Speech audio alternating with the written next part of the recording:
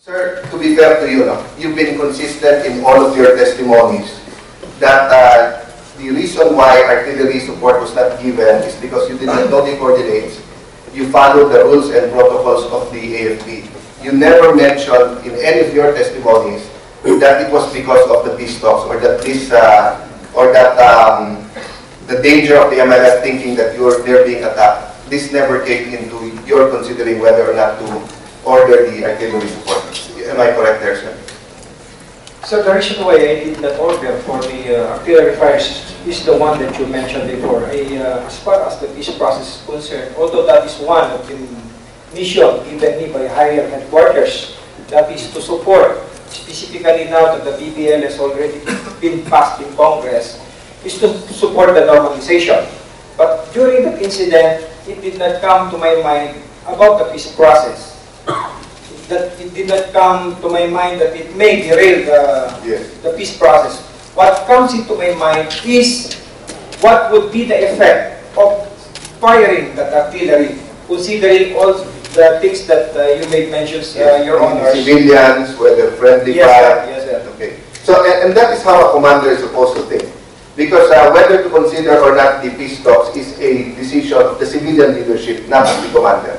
Correct? Yes, Your Honor. There were Americans together with you in the tactical command center. Not with me, Your Honors. Did they provide intel? Because they had a spy plane in the area during the event.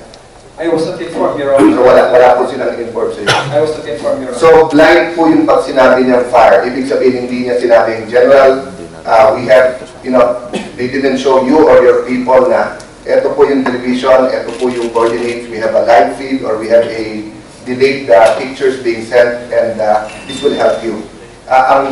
So I will take the statement face value sa sinabi nilang fire the artillery.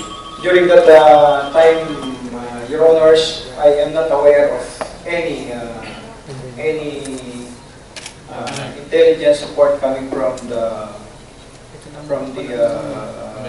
American Sheriff. Yes. In fact, I even asked the commander of the South when I arrived in the tactical command post in Awang if there was, to use the vernacular, sabi ko, sir, meron ba tayong puti na kasama sa operation? And he said there was none. So, saying that there was none, so I take it face value. Paano po ba? Bigla na lang kayo nakita, nag-uusap kayo. Paano ka sinabihan bigla na fire? I do not know, sir, if it might affect.